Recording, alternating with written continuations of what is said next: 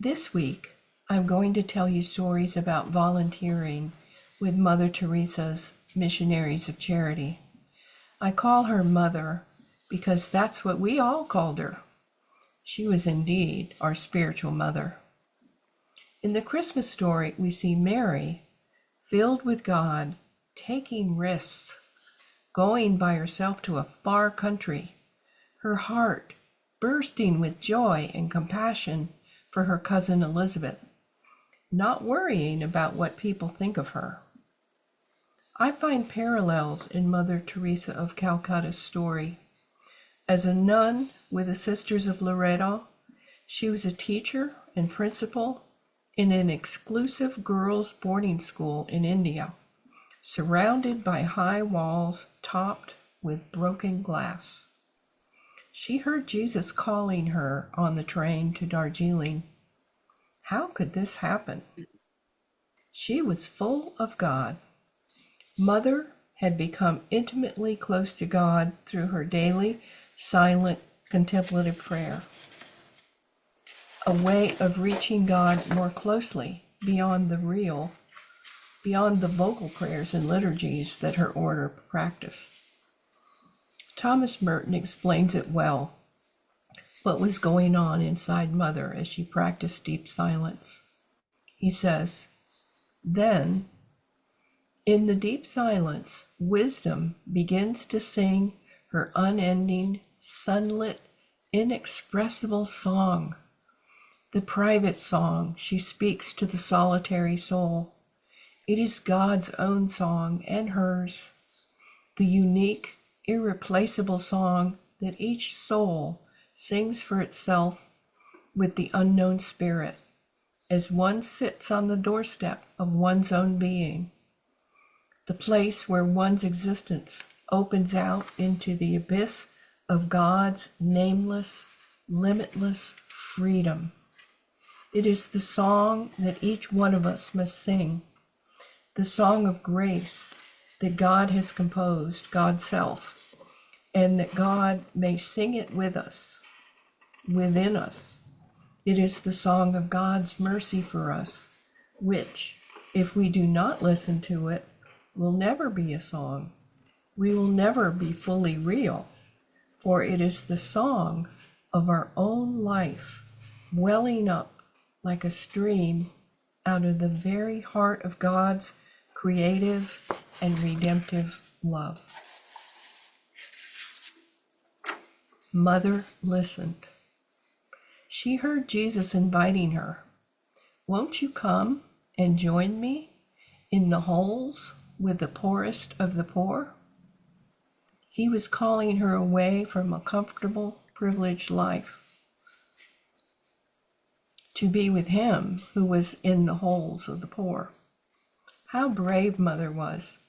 She left her exclusive religious order and stepped out on the street with nothing. She didn't know exactly what she would be doing, but she was open. She discovered God in the people on the street. The first person who grabbed her heart was lying on the street, dying, covered with worms. She picked him up and carried him home, tending his wounds, making him comfortable, letting him know he was a lovable child of God. She could do that because she had God with her. She was able to do the impossible, for with God, all things are possible. Later, as she expanded her Missionaries of Charity order, she made sure all her nuns, brothers, and priests have a strong, daily, contemplative prayer practice. This is how we can hear his voice too. So in my own life, when my mother suddenly died, it was up to my brother and me to take care of my dad. She had been taking care of him because he had dementia. For a while, we placed him in an assisted living home, but soon he needed more care than they could give. So he came home to live with me. Soon, our home was a hospice for him. I was honored that I could provide a loving, safe place for him and me. How lucky I was to be in his presence for his last days.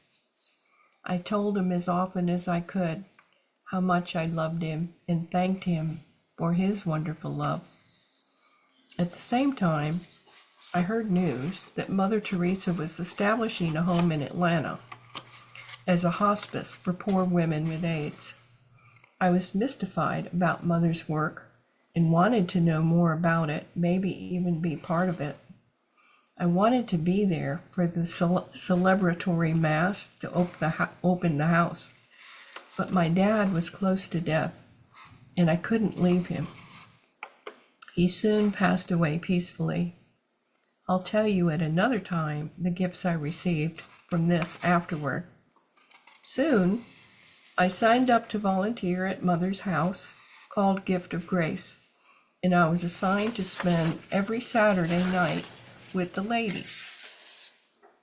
I would settle them in for the night, be around for any need, and start their day with breakfast. Mother called our work Finding Jesus in the Poorest of the Poor. The first night was a clear message that I was where I needed to be. A woman, whom I'll call Daisy, was near death as I arrived. The nuns had moved her to a private room. Soon after I arrived, all 4 nuns and I gathered around her, praying to ease her transition. Never before had all 4 nuns been present like this, because they were always busy with other duties. It was a sacred moment as we gathered with her. In the silence, we all felt God's welcoming presence as angels surrounded us. We all remarked on it later. The clear presence of holiness still echoes in me. The nuns told me later that Daisy had led a wild life. She was very addicted to cocaine, and AIDS had caused dementia in her. She often escaped the house looking for cocaine, even thinking anything white like flour was the drug she craved.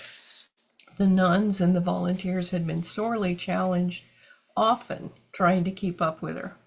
Yet, as she passed and all her difficulties disappeared, and her holiness as a child of God became clearly evident, we saw in reality Mother's frequent lesson. Everyone is a precious child of God, even in their distressing disguise of the poorest of the poor. I learned more lessons like these with the Missionaries of Charity as I continued to volunteer. I found God, who is big love in Ed Bacon's vocabulary, everywhere, especially in the distressing disguise of the poorest of the poor. More stories about that to come. So let us take the invitation. Be full of God. Like Mary and Mother Teresa, as centering prayer carries us on the high-speed train to our beloved source. Let us listen, as Mother did, to the song, Welling Up. As Thomas Merton says, it is the song that each one of us must sing, the song of grace that God has composed, God's self, that God may sing it within us. It is the song of God's mercy for us, which, if we do not listen to it, will never be a song. We will never be fully real, for it is the song of our own life welling up like a stream out of the very heart of God's creative and redemptive love.